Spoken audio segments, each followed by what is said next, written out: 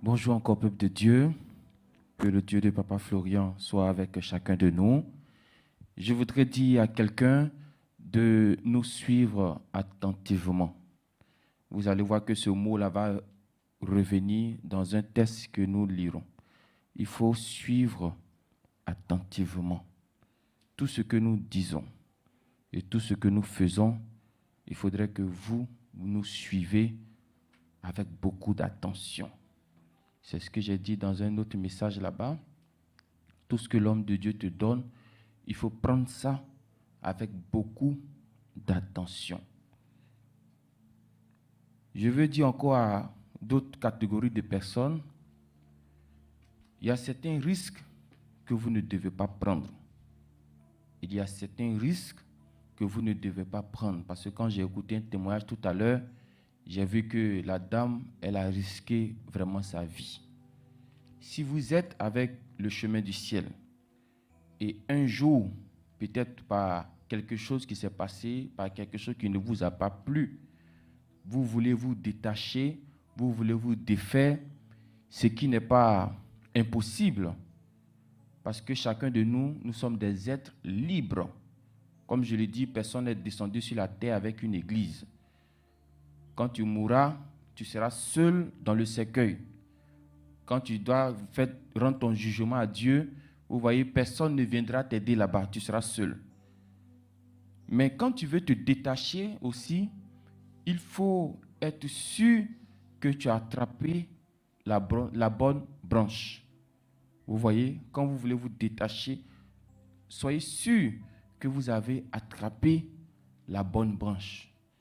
Sinon, tu risques de te retrouver dans des situations difficiles, comme ce fut le cas de notre sœur tout à l'heure. Elle a mis les éléments de côté. On peut dire en d'autres termes qu'elle a jeté les éléments. Et nous avons vu ce qui s'est passé avec elle. Quand tu vas chez un marabout, c'est un exemple que je donne. Quand tu vas chez un marabout, quand il est habitué à tes sacrifices, le jour que tu quittes là-bas, là, ne pense pas qu'il t'a oublié. Il ne t'a pas oublié. Il va te persécuter. Il va même en rêve venir te réclamer les moutons, les bœufs, les poulets. C'est pourquoi quand tu quittes là-bas, il faut t'accrocher à un Dieu véritable, un Dieu puissant, qu'il peut te donner, te garantir au-delà de ce marabout. Alors nous allons prendre comme texte aujourd'hui Actes chapitre 3 et regardons ensemble les versets 4, 5 et 6. Actes chapitre 3, les versets 4, 5 et 6. Je lis pour vous. Pierre, de même que Jean, fixa les yeux sur lui et dit, regarde-nous. Et il les regardait attentivement. C'est ce que je vous disais. Avec l'homme de Dieu, nous avons vu dans un texte quelque part où Paul est en train de prêcher, et puis il y a un boiteux qui suivait Paul attentivement. Vous ne voyez pas que c'est le même attentivement là qui revient encore. Maintenant, s'attendant à recevoir d'eux quelque chose. Alors Pierre lui dit, je n'ai ni or, je n'ai ni argent, mais ce que j'ai, je te le donne. Au nom de Jésus-Christ de Nazareth, lève-toi et marche. Que Dieu bénisse sa parole. Vous voyez, Pierre, de même que Jean, on dit à ce monsieur, regarde-nous. C'est vrai, les deux sont des serviteurs de Dieu, mais les deux ont la même vision. D'où l'unité dans l'Église qui permet à l'Église de prospérer. Nous devons être un. Nous devons avoir les mêmes pensées. Imaginez-vous un instant que Pierre disait à ce monsieur, regarde-moi. Et puis, Jean aussi de son côté dit, non, il ne faut pas regarder Pierre, il faut plutôt moi me regarder. C'est moi, je suis bon que Pierre. Pierre n'est pas bon. Vous voyez, le monsieur même malade va être troublé. Parce que Pierre regarde là-bas, Jean regarde de l'autre côté. Mais les deux ont dit la même chose. Il faut nous regarder.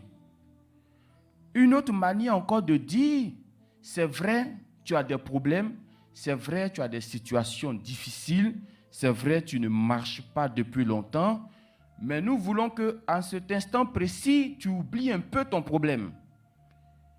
C'est l'occasion pour moi de dire à quelqu'un que quand tu viens dans la maison de Dieu, quand tu viens à la rencontre d'un homme de Dieu, il faut oublier tout ce que tu as vécu, tout ce que tu as traversé.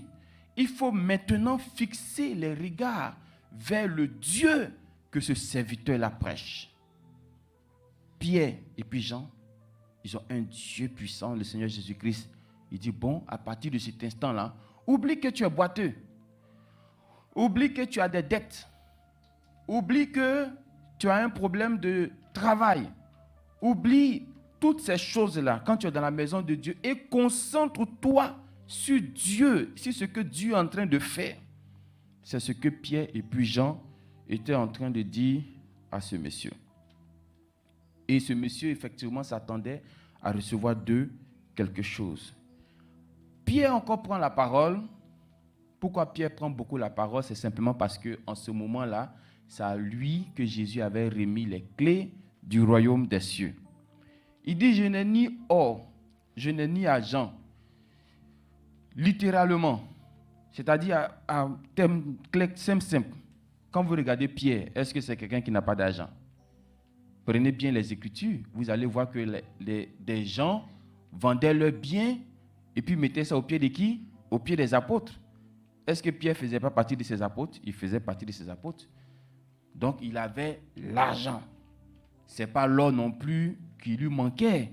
Mais quand Pierre est en train de dire ici que je n'ai ni argent, je n'ai ni or, il veut simplement dire à ce boiteux, depuis que tu es assis ici, là, ce n'est pas l'argent que les gens t'ont jamais donné. Et on en voit un peu partout dans nos rues.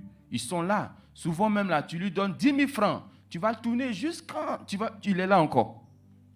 Vous voyez? Souvent même, tu peux le prendre, pour aller le mettre dans une ONG. Lui-même va sauter clôture de ONG là pour venir s'arrêter sur la route là-bas. Pierre dit, mon frère, l'argent là, on t'a donné. Ça n'a pas arrangé ta situation. L'or là, on t'a donné. Ça n'a pas arrangé ta situation. Il y a des gens, leurs problèmes, ils n'ont pas besoin d'argent, de votre argent. Ce n'est pas tout que l'argent fait. Parce que si c'était affaire d'argent, là, Pierre allait mettre sa main dans sa poche, lui donner. Ananias et puis Saphira, là, c'est devant qui ils sont tombés? Devant Pierre. Donc, ça veut dire que, comme Ananias et puis Saphira, il y a d'autres qui vendaient pour eux et puis venaient déposer. Mais Pierre a vu que ce n'est pas dans tous les cas, il faut mettre l'argent devant. Il y a des fois, il faut mettre la compassion. Il y a des fois, ta simple présence, ça peut sauver quelqu'un. Il y a des fois, ton parler peut sauver quelqu'un. Le simple fait que la personne sente que tu es avec elle, ça peut sauver la personne sans même avoir besoin de donner de l'argent. Vous voyez? Et là où je vais terminer, Pierre dit que ce que j'ai, ce que nous avons, je veux dire à quelqu'un encore que chaque personne que Dieu envoie, chaque serviteur, chaque homme, chaque oint que Dieu envoie, vient avec quelque chose dans la main. Si tu dis que Dieu t'a choisi, ça veut dire que Dieu a mis quelque chose dans ta main. Vous allez prendre le cas de tous les serviteurs de Dieu dans la Bible, vous allez confirmer cela. Exemple, Moïse. Dieu a mis quelque chose dans sa main, c'était un bâton. Avant que Jésus ne parte, qu'est-ce qu'il a mis dans la main de Pierre? Une clé. Jésus a encore dit que tout ce que je suis en train de faire là, si ce n'est pas avec le doigt de Dieu, le doigt là c'est où ça? Dans la main. Donc chaque homme de Dieu vient avec quelque chose que Dieu met dans sa main. Je ne parle pas des véritables, je ne parle pas des autres. Il vient avec quelque chose que Dieu met dans sa main.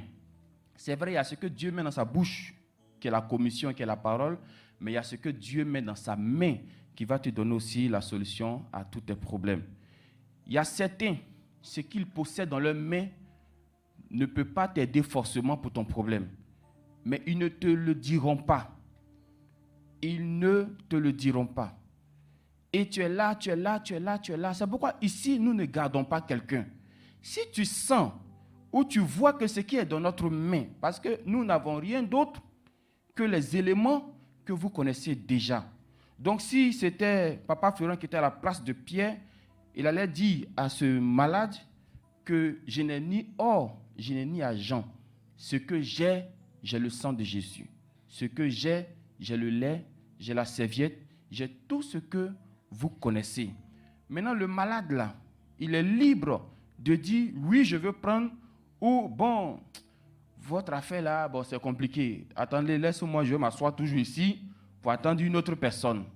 Si tu sens que ce qui est dans notre main, ça ne te convient pas, ça ne t'arrange pas, tu peux toujours aller chercher dans la main d'une autre personne. C'est le droit que Dieu te donne. Donc Pierre dit, voici ce qui est dans ce que nous avons. Est-ce que tu es prêt? Est-ce que tu es d'accord avec? Est-ce que tu es prêt? Est-ce que tu es d'accord? Au lieu de s'asseoir et puis murmurer, et puis se plaindre, et puis dire je n'avance pas, tu peux chercher dans la main de quelqu'un d'autre. Donc voici le message que Dieu m'a mis à cœur pour toi. Au lieu de fixer les regards sur tes problèmes, fixe plutôt les regards sur Jésus. Le même Pierre, c'est le même encore qui marchait sur l'eau avec Jésus. Mais Pierre pouvait marcher toujours sur l'eau à une seule condition, les regards fixés sur Jésus. Mais au moment où il a détourné ses regards et puis il a commencé à regarder l'eau qui s'agitait, le vent qui a commencé à venir vers lui, il a commencé à s'enfoncer. Plus vous allez regarder vos problèmes, plus vous allez vous enfoncer. Mais plus vous allez regarder votre Dieu, c'est lui qui va vous enlever dans cette boue et puis vous établir. Conclusion, tout ce que tu veux expliquer à l'homme de Dieu, tout ce que tu veux dire, parce que pour toi, tu penses que comme tu n'es pas rentré dans le fond du problème, c'est à cause de ça que ton problème tarde à être réglé. Ce n'est pas ça, mon frère. Ce n'est pas ça, ma soeur. Nous tous, ce qui nous fatigue là, ce n'est pas deux choses, ce n'est pas trois choses. Ce que l'Afrique connaît là, c'est sorcellerie. Nous, on est fort dans prendre balai pour s'envoler pour aller là-bas. On est fort dans prendre... Il y a trop de stratégies en Afrique ici. Donc, la sorcellerie est l'arbre. Mais un arbre peut avoir plusieurs branches. Vous voyez, un arbre peut avoir plusieurs branches. Maintenant, ces plusieurs branches, ça c'est quoi? C'est problème de travail, problème d'argent, problème de ceci, problème de cela, problème de problème. C'est ça les branches. Mais si on doit te sauver là, qu'est-ce qu'il faut faire? Il faut couper l'arbre. Mais toi, tu ne veux pas qu'on coupe là, toi, tu veux encore enlever branche là. Et puis on laisse arbre là. Entends la prière que l'homme de Dieu te donne a pour objectif premier de couper cet arbre. Quand vous vous appelez pour dire que vous avez problème, est-ce que tu as besoin de nous dire que c'est sorcellerie qui est derrière? On connaît déjà. Donc l'homme de Dieu fait déjà la prière dans ce sens. L'homme de Dieu sait que tous ceux qui viennent ici, là, tu n'as pas besoin de parler quelque chose. Nous, déjà, on imagine tout. On se met déjà à votre place. On s'imagine tout. Parce que n'importe qui ne vient pas ici, il faut être poursuivi à 99% pour être ici. Donc, dès l'instant que tu prends ton téléphone pour dire « Ah, attends, je vais les appeler pour que je puisse avoir une prière », on sait qu'il y a un ennemi qui est derrière toi. Dès l'instant où tu viens ici, on sait qu'il y a un ennemi derrière toi. Est-ce que tu as besoin de dire encore « Il y a un ennemi derrière moi, hein, l'ennemi me poursuit ». On connaît déjà.